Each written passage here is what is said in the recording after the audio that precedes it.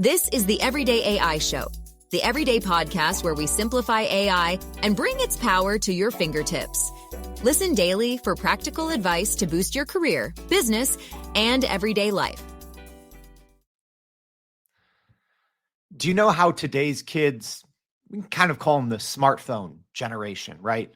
Always heads down, never really able, I think, to converse in a way that older adults do.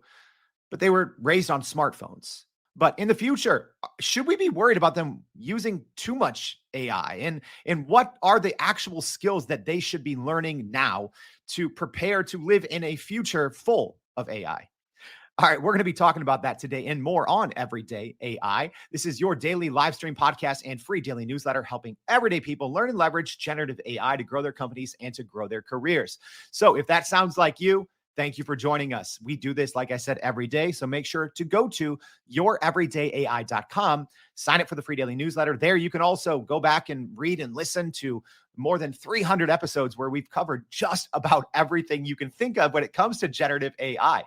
All right, before we get into today's discussion, we're going to start, though, as we do every day, by going over the AI news. So the Japanese company SoftBank is going all in on AI.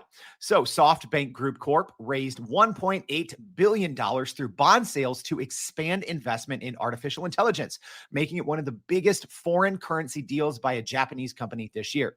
So SoftBank's bond offering indicates a growing trend of Japanese companies increasing overseas debt deals to focus on AI. And these funds will be used to retire debt and fund operations, highlighting SoftBank's commitment to AI investment. So really worth keeping an eye on what SoftBank is investing in, but it looks like the Japanese company is trying to make a huge splash here in the US with AI investments. All right, next and last, we have two separate ChatGPT stories. Well, OpenAI has released a new model meant to critique its own model and also signed a huge partnership with a legacy media company. So OpenAI researchers have developed CodaKid, a new AI model that helps identify flaws in code generated by ChatGPT and other models, ultimately improving the process of making AI systems behave as desired. So CodaKid, it's kind of, they created a model to police its own model and make it better, but it uses reinforcement learning from human feedback, or RLHF, to assist human reviewers in catching errors in responses generated by their ChatGPT model. So this model has shown promising results so far in identifying both internal and natural errors, better spotting hallucinations than just humans alone or just the CodaKid alone. So, all the benchmarks are showing, obviously, the combination of CodaKid and human working together does the best in, having a better output with fewer hallucinations. Also, well, we said there, Time Magazine and OpenAI have formed a huge multi-year partnership to make Time's archives and current content accessible to ChatGPT and OpenAI. So the deal helps expand access to trusted information and follows similar partnerships other media companies have made with OpenAI, such as the Financial Times, such as Axel Springer, Associated Press, etc. So we'll have those stories and a lot more in our newsletter. So make sure to go to youreverydayai.com and sign up for that free daily newsletter. All right, but we're back. We're back live. Yeah, we had a couple glitches today, but that's all right. We're here, though, to talk about how we can prepare kids for the AI future. This is something I honestly think about a lot. I don't talk about it a ton on the show, though. So that's why I am very excited for today's guest, so we can talk about it together. So please help me in welcoming to the show David Dodge, the founder and CEO of CodaKid. David, thank you for joining us. I'm thrilled to be here. All right. Absolutely. So David, well, first of all, joining us, 5:30 a.m. local time. So thanks for that. But tell us a little bit about CodaKid and what you all do. CodaKid is a kids coding and AI academy that's based here in Phoenix, Arizona. So we teach kids ages 6 to 16 how to code, how to build things with AI, how to build websites, games, apps. We've been doing it since 2014 and have basically we taught over 100,000 students over the last 10 years. Wow, that's pretty amazing, and I think a very important skill set for kids to to learn early on. I'm curious, David, maybe just anecdotally, how, when kind of AI splashed onto the scene, you could say, I mean, obviously AI has been around for a very long time, but I think for the most part, the general public got its first taste of it in November 2022 with ChatGPT. How did you all and CodaKid kind of view this, right? Because coding is obviously thought of a very technical, a very technical skill set, and a great thing, I think, to teach kids early on. But then here you come with AI, almost out of nowhere. What was your initial response, from a CodaKid perspective? I mean, when the CEO of NVIDIA comes on and basically says, hey, maybe we're not going to need to teach coding anymore. That got our attention for sure. We also, though, we consider ourselves an academy that teaches kids emerging technology. And so from the get-go, we've done that. When new things are introduced, we teach it. We believe that learning, teaching kids how to learn new technologies is one of the most important skills for the future, for sure. Kind of getting into what we're going to talk about later. But yeah, coding for sure is, we still believe that it's very important. Yes, it's changing. AI is, going to become code partners. It's going to help people build things much faster, much better. That said, if you do not have a background in computational thinking and understand the rudiments of coding, I think it's going to be much harder for you to build things. And we still see it as a foundational skill. Yeah. I mean, let's talk about that, right? Not quite the elephant in the room, because it's something we've talked about a lot, but I'm glad you brought it up. Yeah, I think, NVIDIA CEO Jensen Huang kind of grabbed headlines a couple of months ago when, someone asked him, hey, about the future. And he said, hey, I don't think, kids should be taught coding. And he also kind of said that it wasn't going to be as important of a skill set in the future as all of these other systems get smarter. David, what's your overall take on that, right? Like, not asking you, oh, is he wrong or right, or to predict the future, but, as someone that runs, a coding academy for, thousands of kids, how did you all respond to that news? And, how do you think about the future of AI and coding coexisting? Yeah, I mean, we, again, as I mentioned earlier, we still think coding is extremely important. Having an understanding, a foundational understanding of loops and variables and conditionals and whatnot, I think is Boolean logic, absolutely mission critical in understanding and being able to use the tools of the future. We also look at coding as such a fantastic way when building games and apps. It teaches kids iterative design and where you actually build something, you then take it to someone, have them test it. They say, oh, this sucks. Oh, I love this. Like you tweak it, you iterate, you then, complete that loop and basically keep it going like that. That is a foundational skill in tomorrow's world, in today's world, actually. Schools aren't getting it done, at all in that terrain. And we think that computer programming is one fantastic way to do that.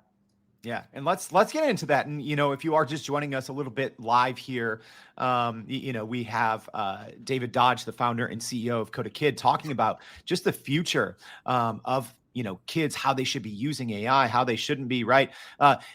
I'm curious, and this is something, David, I think about a lot, right? So I kind of started the show talking about, kind of the smartphone generation of kids and, is it great that they can, whiz around on a smartphone? Absolutely. Are there downsides? Probably, right? Their ability to, maybe interact with other, adults is something I think about. Are there downsides to, kids being, too AI literate at too young of an age? I mean, what are your thoughts on that?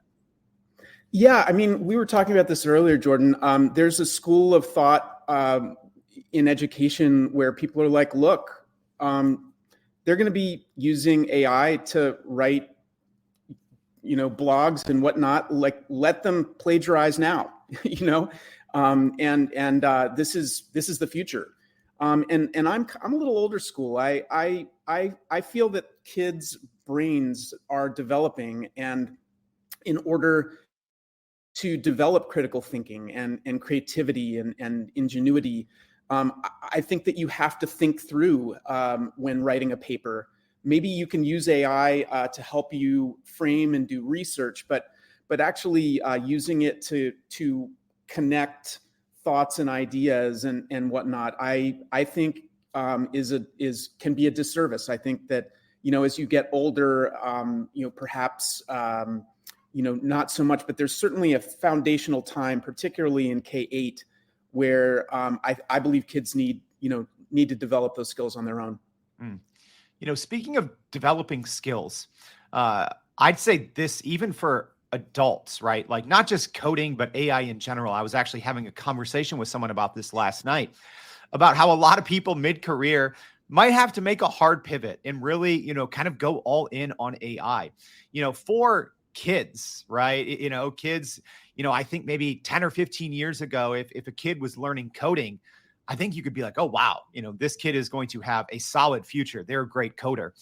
David, what are those skills maybe now, right? That we look at kids in elementary school, grammar school, et cetera.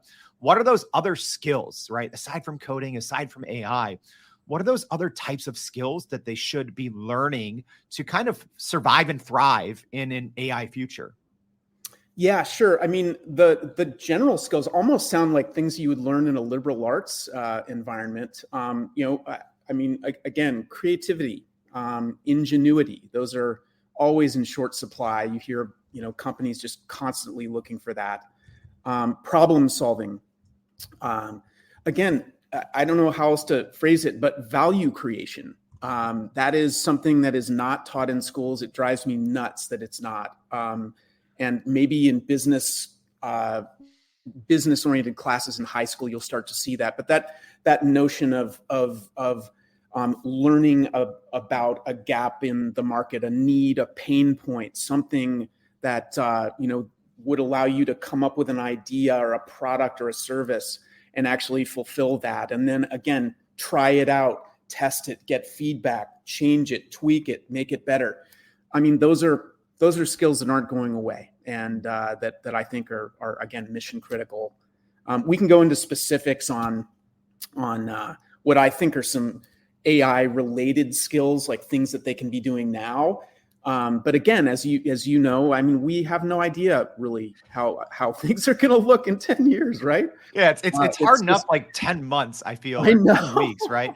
But yeah, maybe David, let's go into what are some of those more AI related skills, right? So maybe there's a parent out there and they're, maybe worried about their kids, or they really want to make sure that their kids are learning the right skills that kind of help prepare them for their future. So maybe what are some of those more AI technical related skills? Because I love what you said about, kind of these, creativity, ingenuity, problem solving. That's great. But maybe when we talk about, AI related skills or technical skills, where should kids be focusing kind of their time and energy to learning these things?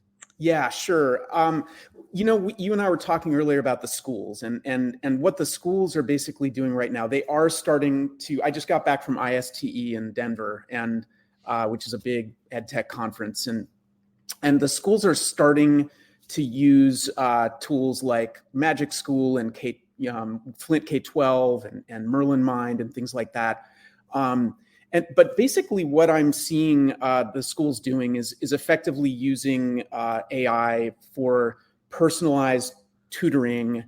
In other words, they're taking their existing curricula and just making it more personalized and adaptive for students. Which is a great thing. I mean, it's a really good thing.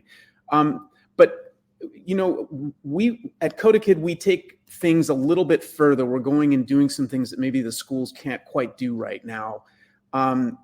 Again, we do start by teaching AI ethics. I mean, it's mission critical, I think, especially for kids to understand, where we're going with that. We teach prompt engineering. And by the way, shout out to you, Jordan. Your PPP course is fantastic. Anybody who's listening to this that has not taken it, do yourself a favor, sign up. It's fantastic. But yeah, so we actually teach kind of a PPP style framework that's kind of kidified, if you will. Other skills that we're getting into, obviously we teach coding, and we teach now modern software development. So using AI as a code partner. So we have courses that we're delivering right now and online camps that we've been doing all summer that are enormously popular on building websites with React and AI, building apps. We're huge fans of the Roblox platform, and Roblox is really taking the lead in AI and has basically put a model in their game creation engine. And so we're creating custom art, and we're using its code helper to help create games twice as fast. Our kids are monetizing their games on Roblox Marketplace. It's like back in my day, it was like, yeah, let's start a lemonade stand. It's like these kids, no, man, it's awesome. Other things that we're into are, we're starting to work with APIs and local models. So we're creating GPT assistants and GPT agents, and we're finding that that's really interesting. Again, kids are not going to be interested in agents to help you with your marketing. They're interested, for example, like one cool idea that we're working with right now is to create like a movie media game recommendation assistant. So you train it on what they like and don't like, and it basically gives them better recommendations. And then we're building an agent that fetches the most recent premieres in streaming platforms and then serves up these personalized recommendations to them, like cool things like that. So it's, again, we're looking at the kids learning and really diving into the tech, going beyond where schools are able to go right now, and those are the kinds of skills that we think are going to be important in tomorrow's world. Yeah, David, it's funny you bring up, kids, now monetizing on Roblox, and we used to do lemonade stands, right? Like I was chuckling at that because that's what I did, growing up. And me too. So I was a little dorkier. I actually used to A/B test, right? As a kid, like lemonade stand, I would write down, if I go on this corner, this day, this sign, right? But it's kind of interesting now. So even talking about kids and coding, right? I worked with at-risk youth for 10 years, and we did a lot of technology programs, STEM, STEAM. Awesome. And I remember a summer program we did, and it was like the entire summer. And the end goal is if they could code one thing, right? It was a great success. How can you even keep up now, right? Because if we talk about, recent, LLM developments, we have Anthropic's, 3.5 Sonnet, where, you can code and it renders the code in there in like 10 seconds, right? You can create literally a working game, a working website, a working dashboard in seconds with natural language. How, with advancements like this coming so quickly and seemingly carry so much power, what's the best way for youth to keep up and put this into practice when the capabilities are changing so quickly? Wow, good question.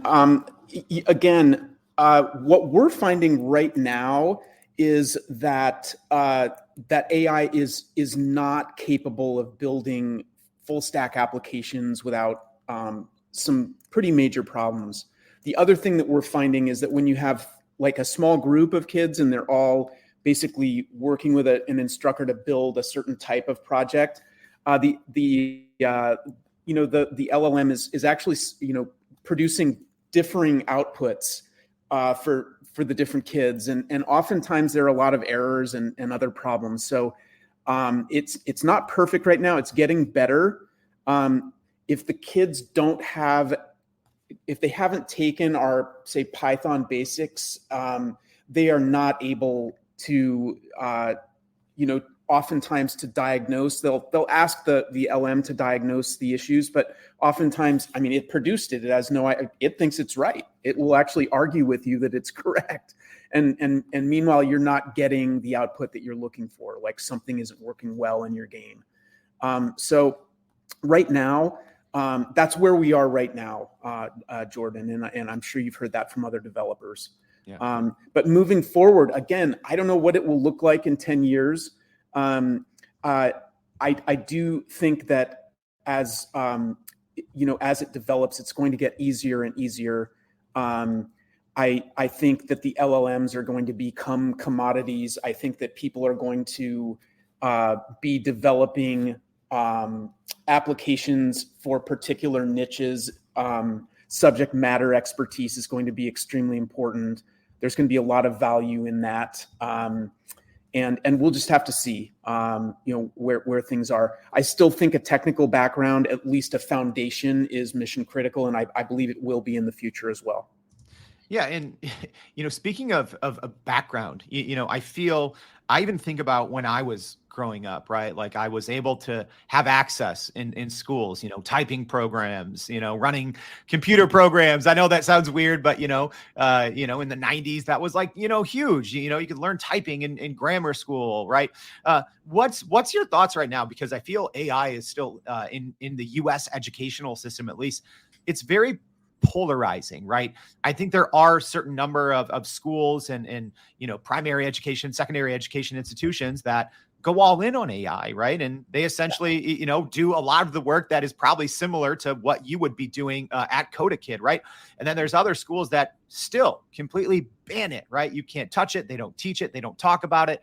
Like, what's your take on right now how AI and AI related skills are or aren't being taught in the actual classroom? Yeah, great. Again, you had a guest on a couple of months ago, I believe a British fellow. It was a really great episode. And he works with schools to help implement AI. We've started to consult with some schools here in Arizona on putting things together. We are definitely seeing a lot of concern. Obviously, there's a lot of resistance. They're very, very concerned about plagiarism. They're concerned about, like what we talked about earlier, where there are many teachers that believe that the AI will be doing the thinking for the kids and not developing those, some of those critical thinking skills that are so important. We have other schools that are jumping head on into AI. One thing that we are seeing for sure, as we all know, teacher attrition is a huge issue, burnout, super long hours.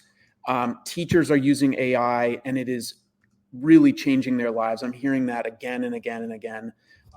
It's, they're creating so much more free time for themselves. And so that's kind of what's been happening. The teachers are actually signing up for a lot of these programs like Magic School and whatnot. And then they're going to their administrators and saying, hey, this is really cool. This is saving me like 8 hours a week on mundane tasks. And they've got this student module. Can we try this? And so that's kind of where things are right now with a lot of schools. So Magic School, for example, I think they're up to like 2 million teachers are using their platform, which is pretty cool adoption. I think worldwide there's like 100 million teachers, so it's still like tiny fraction of available teachers, but we're starting to see some adoption there.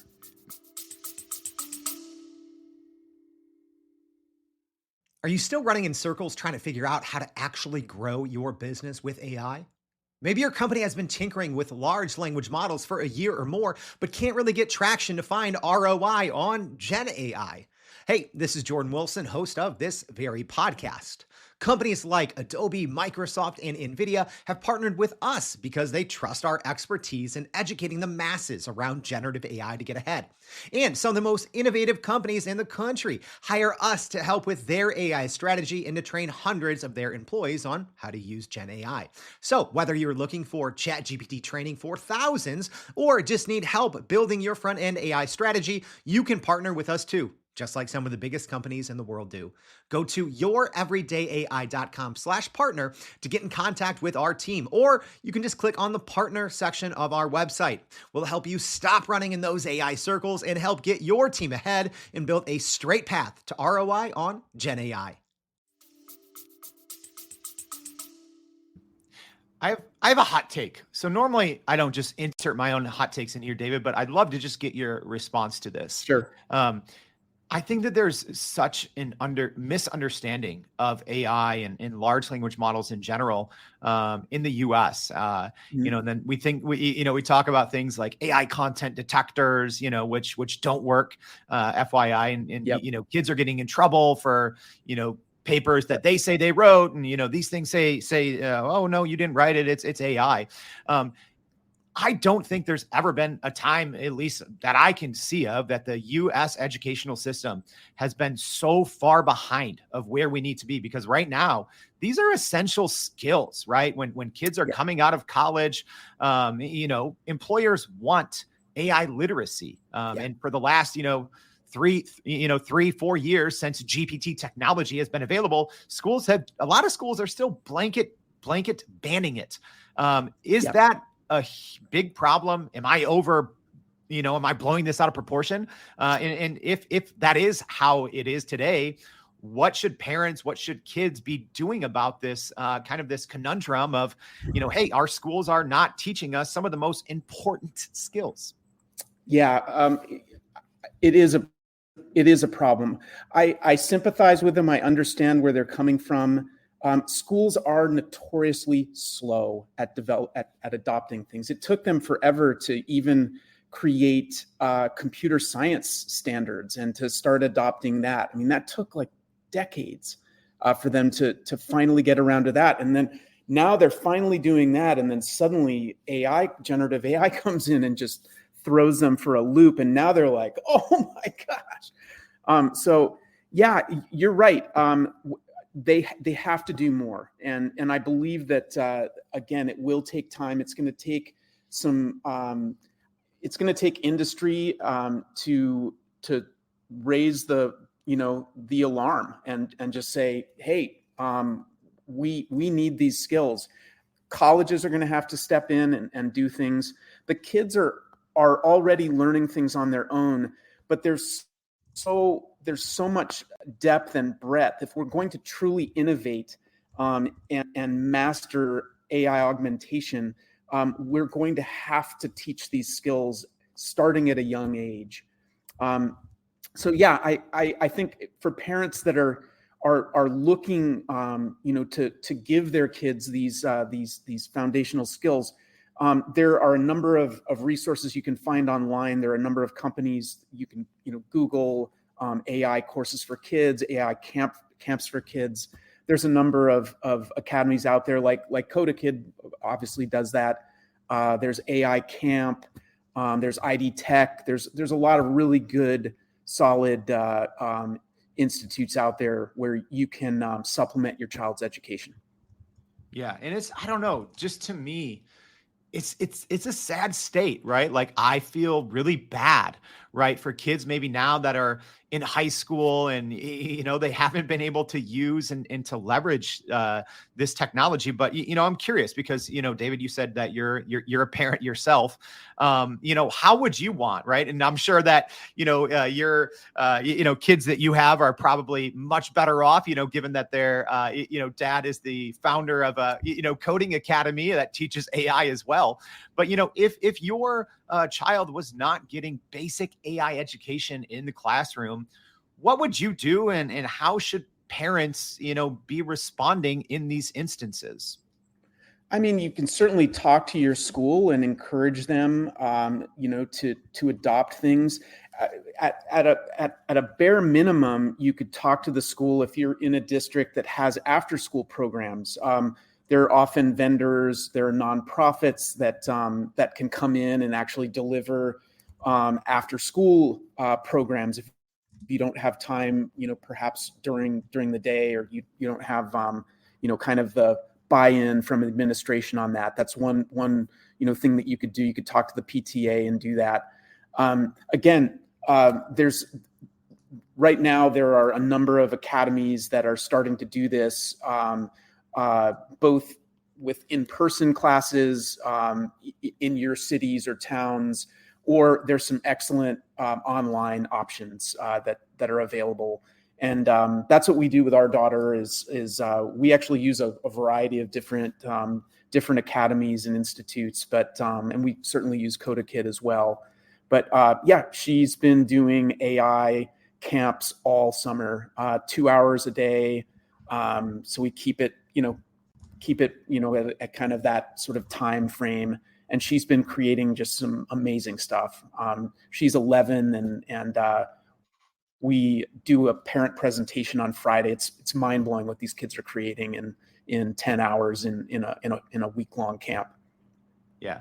And, I kind of want to hit rewind because I actually forgot to ask you something earlier, right? So when kids or anyone right now, right, has the ability to even use off-the-shelf AI models, and, especially over the last couple of weeks, they've actually gotten a lot better, at coding and being able to create code that's usable and it works a lot of times out of the box, and being able to render it, within seconds. What does this change for what's possible, right? Like, I kind of think now how, there's this phase where, all kids are on social media and they all want to be, content creators or YouTube, et cetera. Might we see a shift where now all of a sudden, kids at, 8, 9, 10, 11, like you said, monetizing on Roblox, is it going to be standard for, kids maybe to be the one leading the charge in the future, creating, new products, new software, new businesses at such a young age with coding and AI? It's so cool you're bringing that up. One of the modules in a course that we're putting together, we're putting together a really, really cool course we're releasing this fall. And we don't have a title for it quite yet, but it's basically the idea is the one course that every kid should take to thrive in the AI future. Okay. And one of the modules is kidpreneurship. And so, how to use LMs basically to brainstorm as a brainstorm partner for business ideas, putting together business plans, financials, P&L projections, going through doing competitive analysis, understanding what opportunities there are in the market. So yes, I love kidpreneurship. We try to encourage it here at our home, and I would love to see that. You're absolutely right. It was really, really hard in the past for a kid, for example, to create an app at age 11 or 12. And now I think that we're getting close to a point where that is entirely possible, where a kid could come up with a really cool app. It might be really small. It might be niche. It might be designed specifically for their 11 to 13 age group, but it's going to be entirely possible for these kids to create these things in literally a matter of days, maybe even hours, and put them up live and again, get other kids to start using them. And maybe there'll be a way for them to monetize. Super exciting time. Wow.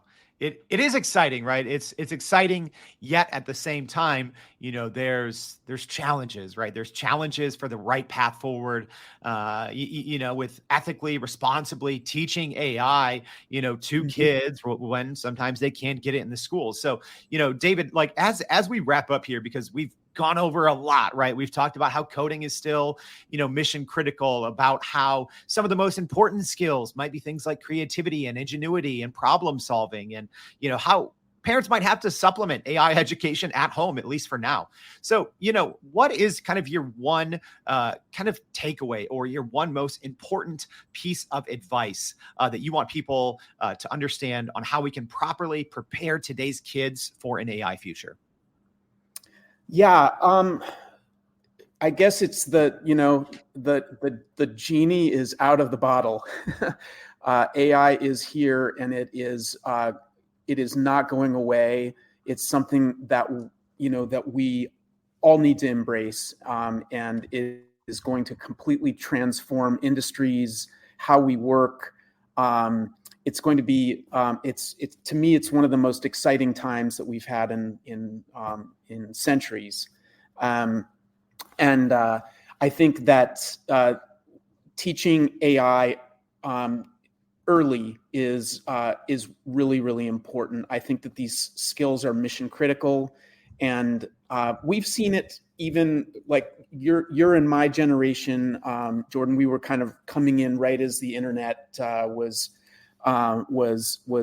coming out in the 90s. And I noticed the next generation, the kids that kind of came out of college in the early 2000s and whatnot seem to have this more innate ability with technology than our generation did. The same thing is going to be needed and necessary for kids today. They're going to need exposure and these skills in order to compete in tomorrow's world. So embracing this, not being afraid of it, and realizing that it has tremendous potential to do very, very positive things for your kids' development. That would be my big takeaway. Wow. So many great pieces of advice there. And I think that this is a conversation we need to have more often. So David, I really appreciate you coming on the Everyday AI show to share and help us all hopefully prepare today's kids for a more secure and better AI future. So thank you so much for your time to come on the show. Thanks so much for having me.